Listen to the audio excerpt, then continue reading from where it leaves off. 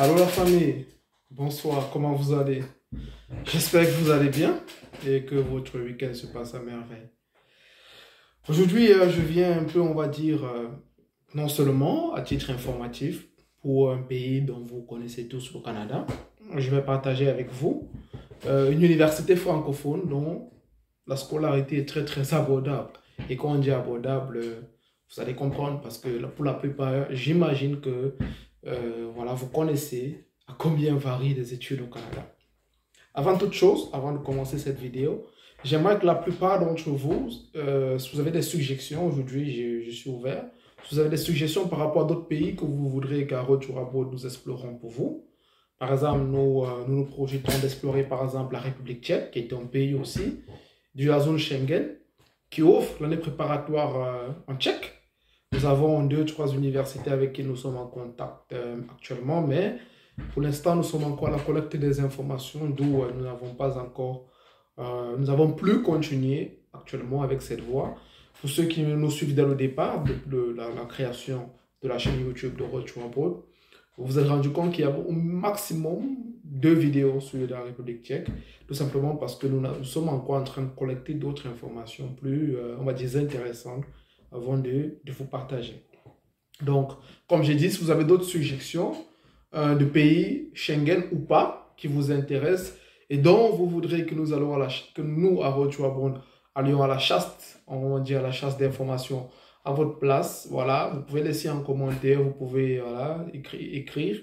Et c'est avec plaisir que nous allons prendre la peine de lire vos messages et s'armer avant d'aller voilà, cafouiller, grignoter des infos et avant de venir vous partager.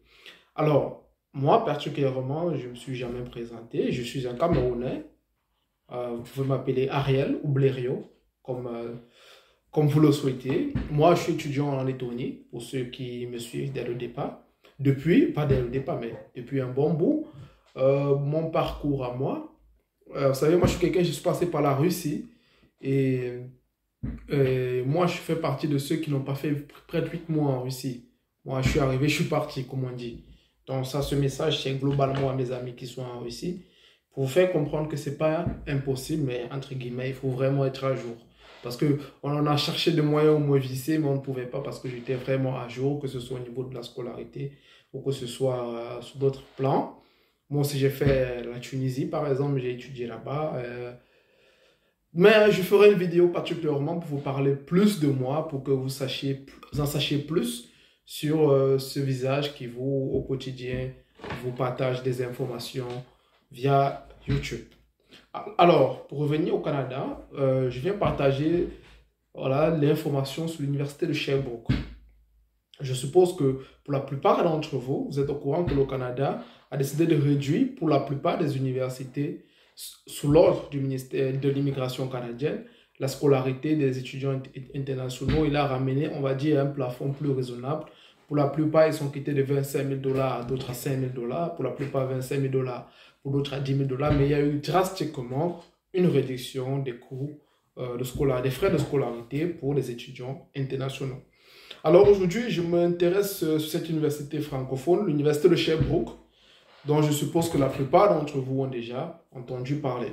Je m'intéresse à cette université tout simplement parce que les frais de scolarité varient actuellement de 9 000 $ canadiens à 11 000 $ canadiens, à peu près, on va dire, de 9 000 $ canadiens. On est pour la plupart 4 millions de francs CFA, voire 5 millions de francs CFA, ce qui est pour la plupart des frais de scolarité que certains payent ici en Europe. Voilà, moi je connais des gens en Lituanie, par exemple, qui payent des formations en master qui tombent presque à 9 000 $, à 9 500 $. Vous comprenez? Donc, c'est une université francophone qui propose ces tarifs. Alors, je m'intéresse à cette université, pourquoi? Parce que le cursus à l'université de Sherbrooke varie de 1 à 5 années d'études selon la filière. Et parlons des filières, nous en avons énormément. Je prendrai quelques filières en cycle bachelor et quelques filières aussi en cycle master pour que vous ayez une idée. Donc là, j'ai dans mes notes là, Word, j'ai pris la peine de noter. Voilà, donc, Canada, voilà.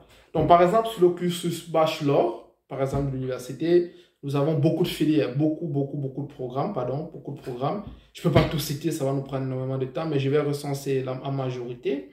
J'irai de bas en haut. Par exemple, nous avons la psychologie, la physique, la psychothérapie, la pharmacologie, la musique, la médecine, les mathématiques, l'informatique, génie robotique, génie mécanique, génie informatique, études environnementales, études d'anglais comme langue seconde. Ils ont aussi le français comme langue d'enseignement, c'est-à-dire enseignement secondaire, français, langue d'enseignement, c'est une filière. Vous avez l'économie, vous avez l'écologie, vous avez le droit, vous avez la chimie, vous avez la chimie pharmaceutique, vous avez la biologie, vous avez la biologie moléculaire, autant pour moi, et cellulaire, vous avez l'administration des affaires, vous avez la santé. Voilà à peu près les filières majeures que j'ai recensées en cycle bachelor auprès de l'université de Sherbrooke. Bien sûr, c'est dans la ville de Sherbrooke. Pour ceux qui... Je suppose que la plupart d'entre vous ont déjà entendu parler de cette université, j'en suis sûr. Maintenant, pour ceux qui veulent faire un cycle master, déjà, il faut être sûr que l'université de Sherbrooke va reconnaître votre diplôme de licence. C'est pour ça que je vous appelle tous ceux qui sont intéressés à postuler auprès de cette université, déjà de contacter le service d'admission aux étrangers. Ensuite, cette fois-ci, leur expliquer votre parcours et votre licence, si ou non ils peuvent reconnaître vos crédits, vos diplômes et tout, pour vous permettre de continuer un master. Je mettrai les différents contacts de cette université en description pour vous faciliter la tâche. Pour ceux qui veulent faire par exemple le master, on va dire c'est presque les mêmes filières. Nous avons Business Administration, la biochimie, la santé, le droit, l'écologie, l'économie, l'informatique, voilà, presque toutes les filières que nous trouvons en master, ils ont aussi, en bachelor, ils ont aussi ces filières en master. Aussi, jetons un coup d'œil aussi à la filière en doctorat. Donc voilà, en doctorat, ils en ont aussi un paquet. Hein. Ils ont des PhD en biochimie, des PhD en santé, un PhD en droit, en finance, en génie civil, en génie mécanique, en génie électrique, en génie informatique, en immunologie, je pense pour mes amis qui font santé et tout, des PhD en mathématiques, des PhD en microbiologie, des PhD en pharmacologie, des PhD en psychologie, des PhD en sciences des radiations et imagerie biomédicale. Ils ont aussi des PhD en recherche de santé. Donc vraiment, je crois que ils en ont tellement, ils en ont tellement. Donc, où est située l'université de Sherbrooke? L'université de Sherbrooke est située dans la ville de Sherbrooke, au boulevard de l'université, poste 2500, dans la ville au Québec, en fait, on va dire généralement. Donc, je vais laisser l'adresse là. 2500 boulevard de l'université, Sherbrooke, QC, J1Q, 2R1. Bref, je vais vous laisser l'adresse pour vous faciliter dans vos recherches. Puis, le numéro de téléphone et le contact d'une personne de l'université pour vous faciliter dans vos recherches. Aussi, qu'est-ce que je veux que vous sachiez? C'est que c'est une opportunité. Moi, je crois que les 4 prochaines années, parce que l'immigration canadienne a cité pour le cash, les 4 prochaines années jusqu'en 2027, si je n'abuse, vous pouvez me corriger autant pour aussi. Ils ont vraiment baissé drastiquement les frais de scolarité. Donc, moi, je pense que c'est le moment de se préparer pour aller affronter les études au Canada. C'est le moment parce qu'ils ont vraiment besoin de main-d'œuvre. Ils ont vraiment besoin, je crois, des étudiants dans les domaines. Voilà. Je crois vraiment que c'est le moment. Maintenant, ce que je dis, dans toute procédure d'immigration, que ce soit via les études, que ce soit via le travail, il faut vraiment se préparer. Il ne faut pas se précipiter. Il faut entrer en connaissance de la chose. Et vraiment, il faut savoir où on va. Que ce soit, si vous avez choisi le Canada, essayez de vous renseigner au niveau de la scolarité, au niveau des conditions d'admission, au niveau des conditions des langues, au niveau aussi des proof of funds, les preuves financières. Et vous savez qu'au Canada, c'est un aspect très important lors de la demande de visa.